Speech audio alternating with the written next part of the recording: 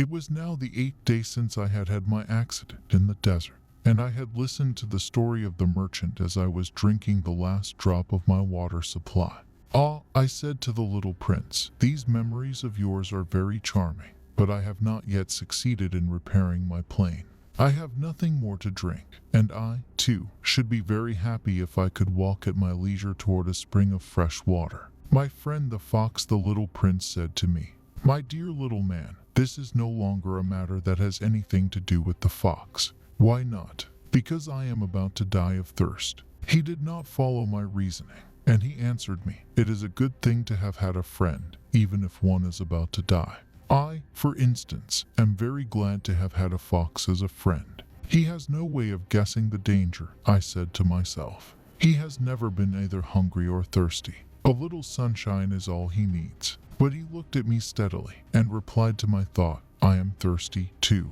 Let us look for a well." I made a gesture of weariness. It is absurd to look for a well at random in the immensity of the desert. But nevertheless we started walking. But he looked at me steadily and replied to my thought, "I am thirsty too. Let us look for a well." I made a gesture of weariness. It is absurd to look for a well at random in the immensity of the desert. But nevertheless we started walking. When we had trudged along for several hours, in silence, the darkness fell and the stars began to come out. Thirst had made me a little feverish, and I looked at them as if I were in a dream. The little prince's last words came reeling back into my memory. "Then you are thirsty, too?" I demanded. But he did not reply to my question. He merely said to me, "Water may also be good for the heart." I did not understand this answer, but I said nothing. I knew very well that it was impossible to cross-examine him. He was tired. He sat down. I sat down beside him. And, after a little silence, he spoke again. "The stars are beautiful because of a flower that cannot be seen." I replied, "Yes, that is so." And, without saying anything more, I looked across the ridges of sand that were stretched out before us in the moonlight. "The desert is beautiful," the little prince added. And that was true. I have always loved the desert. One sits down on a desert sand dune, sees nothing, hears nothing. Yet through the silence something throbs and gleams. "What makes the desert beautiful," said the little prince, "is that somewhere it hides a well." I was astonished by a sudden understanding of that mysterious radiation of the sands. When I was a little boy I lived in an old house, and legend told us that a treasure was buried there. To be sure, no one had ever known how to find it. Perhaps no one had ever even looked for it. But it cast an enchantment over that house. My home was hiding a secret in the depths of its heart. "Yes," I said to the little prince. "The house, the stars, the desert, what gives them their beauty is something that is invisible." "I am glad," he said, "that you agree with my fox." As the little prince dropped off to sleep, I took him in my arms and set out walking once more. I felt deeply moved and stirred. It seemed to me that I was carrying a very fragile treasure. It seemed to me, even, that there was nothing more fragile on all earth. In the moonlight I looked at his pale forehead, his closed eyes, his locks of hair that trembled in the wind, and I said to myself, "What I see here is nothing but a shell. What is most important is invisible." As his lips opened slightly with the suspicious of a half smile, I said to myself, again, "What moves me so deeply about this little prince who is sleeping here is his loyalty to a flower, the image of a rose that shines through his whole being like the flame of a lamp, even when he is asleep." And I felt him to be more fragile still. I felt the need of protecting him, as if he himself were a flame that might be extinguished by a little puff of wind.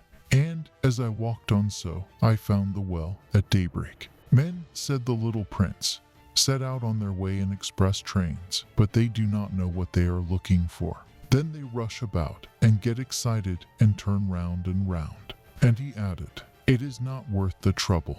The well that we had come to was not like the wells of the Sahara. The wells of the Sahara are mere holes dug in the sand. This one was like a well in a village. But there was no village here, and I thought I must be dreaming. "It is strange," I said to the little prince. "Everything is ready for use, the pulley, the bucket, the rope." He laughed, touched the rope, and set the pulley to working. And the pulley moaned, like an old weather vane which the wind has long since forgotten. "Do you hear?" said the little prince. "We have wakened the well, and it is singing." I did not want him to tire himself with the rope. "Leave it to me," I said. "It is too heavy for you." I hoisted the bucket slowly to the edge of the well and set it there, happy, tired as I was, over my achievement. The song of the pulley was still in my ears, and I could see the sunlight shimmer in the still trembling water. "I am thirsty for this water," said the little prince. "Give me some of it to drink." And I understood what he had been looking for. I raised the bucket to his lips. He drank, his eyes closed. It was as sweet as some special festival treat. This water was indeed a different thing from ordinary nourishment. Its sweetness was born of the walk under the stars, the song of the pulley, the effort of my arms. It was good for the heart, like a present. When I was a little boy, the lights of the Christmas tree, the music of the midnight mass, the tenderness of smiling faces used to make up, so, the radiance of the gifts I received. "The men where you live," said the little prince, "raise 5,000 roses in the same garden, and they do not find in it what they are looking for." "They do not find it," I replied. "And yet what they are looking for could be found in one single rose, or in a little water."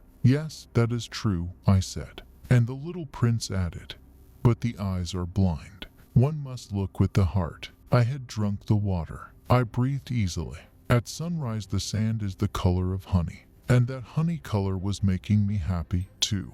What brought me, then, this sense of grief? "You must keep your promise," said the little prince, softly, as he sat down beside me once more. "What promise?" "You know, a muzzle for my sheep. I am responsible for this flower." I took my rough drafts of drawings out of my pocket. The little prince looked them over and laughed as he said, "Your baobabs, they look a little like cabbages." Oh, I had been so proud of my baobabs. "Your fox's ears look a little like horns, and they are too long." And he laughed again. "You are not fair, little prince," I said.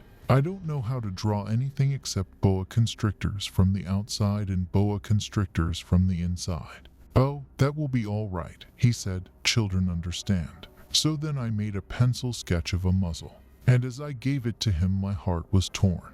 "You have plans that I do not know about," I said. But he did not answer me. He said to me, instead, "You know my descent to the earth. Tomorrow will be its anniversary." Then, after a silence, he went on, "I came down very near here." And he flushed. And once again, without understanding why, I had a queer sense of sorrow. One question, however, occurred to me. Then it was not by chance that on the morning when I first met you a week ago you were strolling along like that, all alone, 1,000 miles from any inhabited region.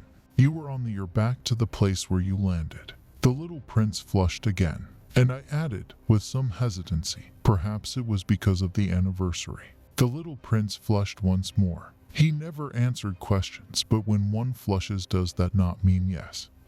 I said to him, "I am a little frightened." But he interrupted me.